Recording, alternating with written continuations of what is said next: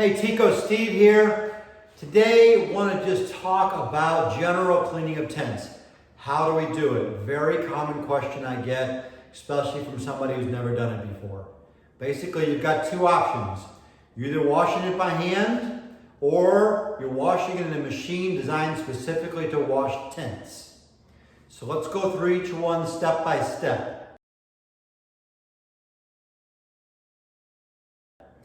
If you're washing by hand, you're doing it in one of two areas. You're either doing it in a wide open space like a floor or a parking lot, or you're doing it on a table like this.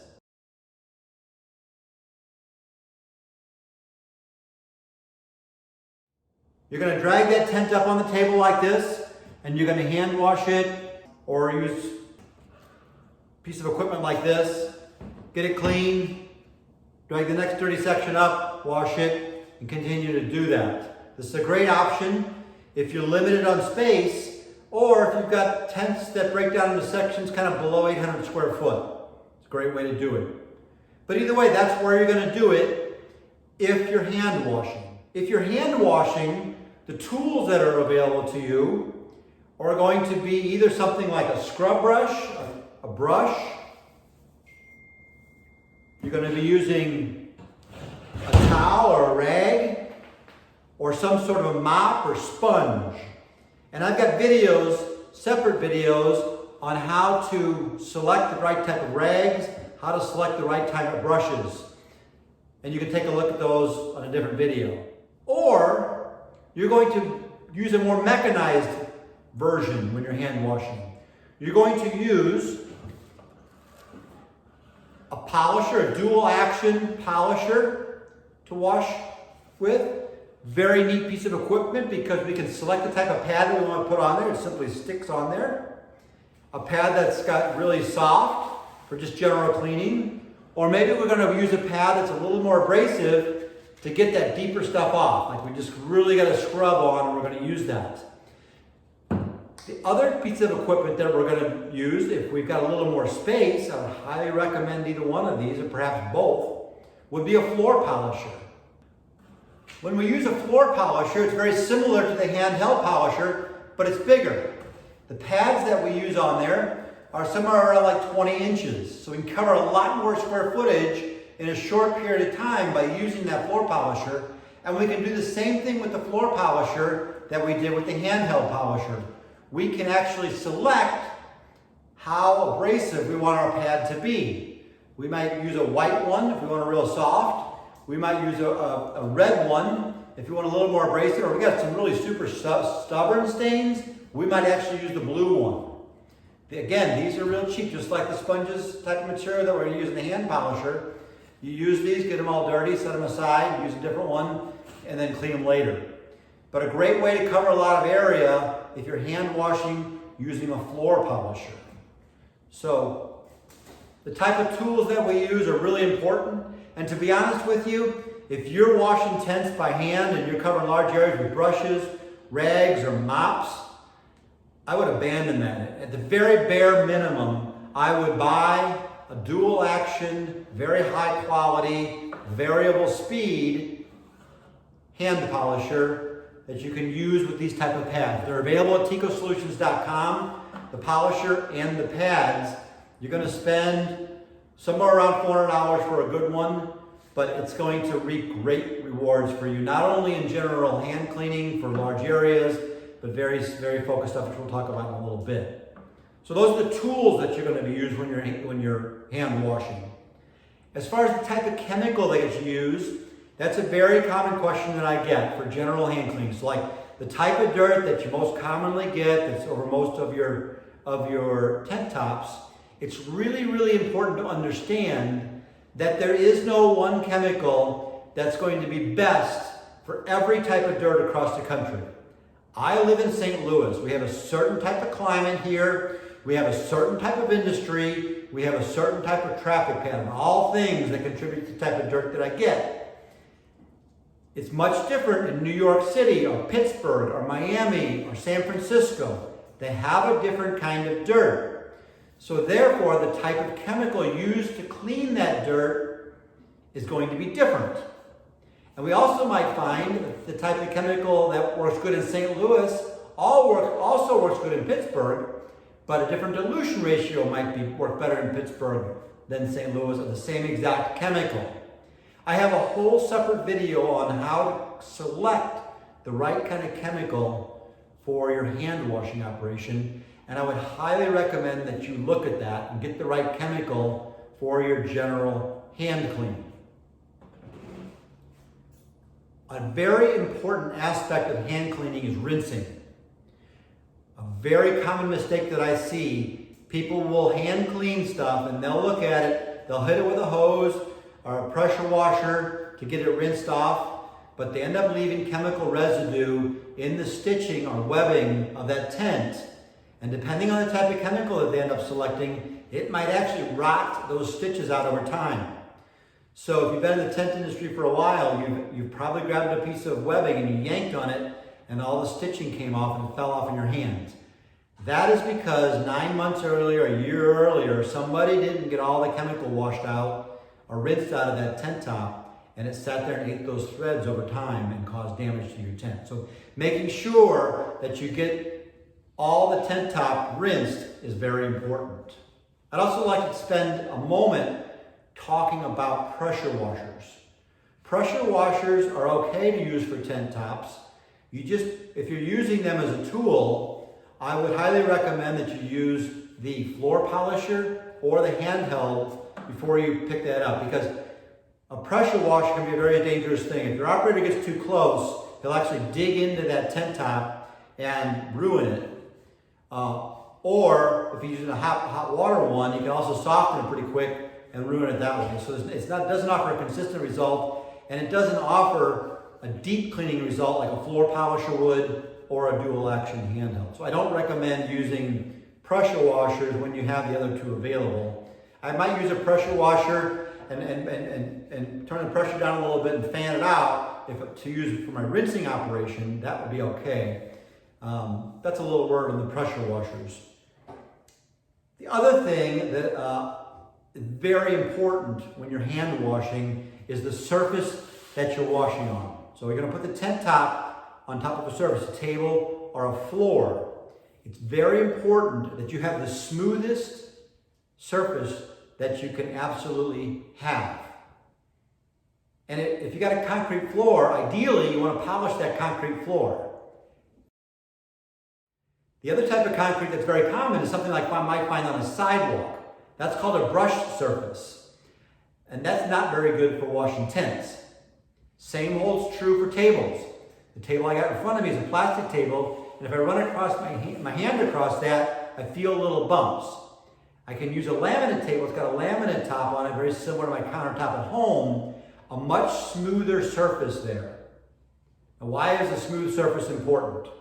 A smooth surface is important because we have to understand the surface of a tent and what that means to cleaning the tent. The surface of a tent, if you look at it under a magnifying glass, what you're going to find is it's got little dimples in it. Now, I'm kind of drawing this real big, right? But it's got little dimples in it. And right in those bottom of those dimples is where that dirt sits, right? It sits right in there. And if we don't get all that dirt completely out of there, we're not going to get the deepest level of clean possible, right? Or if we just get part of that dirt out of there, then our eyes are going to pick up a bunch of little specks, and we're going to say that tent top's dirty. Here's the deal. If you've got a floor that's really smooth, right? Now the bristles that you're using, or the sponge or whatever, can come down into that hole there and set up against that smooth surface and pick that dirt out of there, right? If you have a floor, however, that is not smooth, maybe it's got some dimples in it, right? Let's just say it kind of got some dimples. It's not that smooth, right? Like a floor, like a brushed surface of our sidewalk, or a typical floor in an older type of warehouse that's been beat up a little bit. What's going to happen is that tent top is going to find its way down into that hole there, and when that bristle comes across there, it's not going to reach all the way to the bottom there.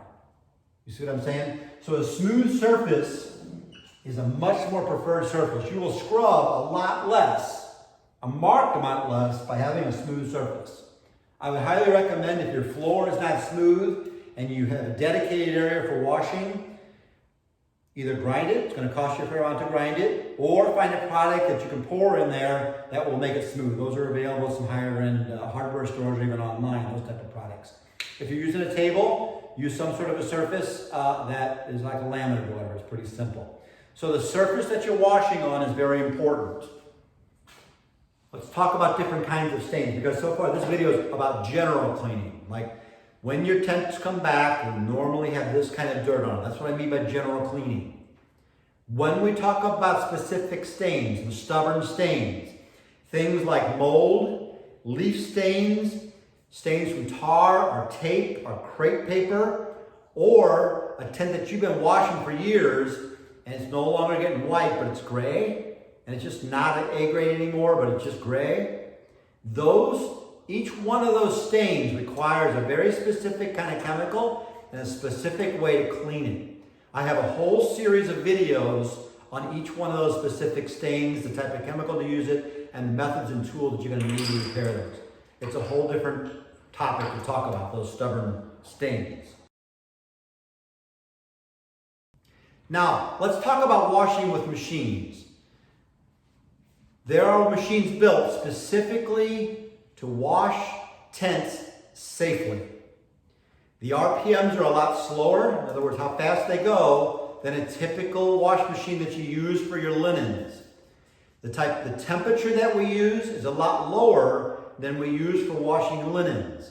The type of chemicals that we use are designed to operate in those lower temperature environments and be safe on our threading, our webbing, and our vinyl. So it's important that we get the right type of machine, the right temperature, and the right type of chemical all come together to wash our tents safely in a washing machine. It's also very important that we use that wash machine to rinse completely out everything, all the chemicals that we can in the tent. Why would we use a washing machine over hand washing? If you're a company who's hand washing 8 or more hours per week, you are a candidate to buy a tent washing machine. A tent washing machine will keep your tent tops cleaner for a longer period over their life. So you're going to be able to keep those A-grade tent tops in A-grade for a much longer period, because every time you wash those tent tops, they're coming right back up to A-grade. The only thing that's going to take those tents down to B or C is when you get holes in them, or you're dragging them across the concrete over time and they just get wore out from just being up. But you'll keep those things top grade much longer with the use of a tent washing machine. It'll also extend the overall life of the tent. If you're buying tents every 5 years, and you have a washing machine instead, you can expect to be 7 or 10 years in those purchases, depending on how you handle those tents out in the field. Also, owning a tent washing machine is going to save you a lot of frustration and money in your busy time. Think about this. You put a bunch of tents up on Wednesday, Thursday, and Friday. It rained all weekend. You guys had to drop them down in the mud. They're full of pollen. And a lot of your tents are coming back. Most of your inventory is coming back. It's a busy weekend, Monday and Tuesday. But you know what? The next weekend is just as busy. So you know all those tents will be back in your shop Monday and Tuesday, but they need to be cleaned. If you're hand washing, you're going to have to take those guys who are already tired, ask them to hand wash after hours just to turn those tents and get them back out. If you've got a washing machine, you're going to throw those things in the wash machine, wash them for about 15-20 minutes. They're going to be right back to A grade, just like they were last week. You put them back on the truck, out they go. Your turns are much faster. So you're utilizing your inventory in a much more effective way and saving yourself a truckload of money by having a washing machine. The other thing that a washing machine offers you is the ability to wash with temperature. You cannot wash in temperature by hand like you can in a washing machine. So when you put it in a washing machine and you're able to completely submerge that tent top in 100-degree water with a very nice chemical, you're getting a deep level of clean you cannot get with hand washing. The other equally important thing is the rinsing. When you're using a washing machine, it is imperative that you rinse in 100-degree water every time. You have a system that guarantees that's going to happen. And let's say you have a tent washing machine, you got a really nasty tent in there, you put a lot of chemical in it. You want to be able to rinse that multiple times in that fresh, again, warm water multiple times. Sometimes you might do that 3 or 4 times just to make sure that you got all the chemicals out of the stitching so that you won't have stitch rot and destroy your tent kind of 9 or 10 months later because that stitching is just eaten away for those 9 or 10 months and you decide to pull on it, it comes apart. So tent washing machines are a much more effective way to wash your tents, but they're not for everybody. Some people just can't afford them. There's ways to still get your tents washed. I would highly recommend that you contact somebody at least once a year to wash your tents. You're going to spend all year washing them by hand, but they're going to, by the end of the season, they're going to be not as clean as they were at the beginning. Send them off, get them washed, get ready for the next season. There are companies across the country. You can contact us. We'll put you in touch with somebody near you. But that next season, everything is hot, as clean as it'll ever be, and you can hit it running again. So I would highly recommend that you at least get them contract washed 1 time a year. So hopefully this video helped as a general overview on how to clean a tent. You can look at many other videos that we made to talk about specifics of washing machines, specifics of different types of stains to clean. That's all we do here at Teeco Solutions. We do everything for tent cleaning. I'm Teeco Steve. Until next time, we'll see you.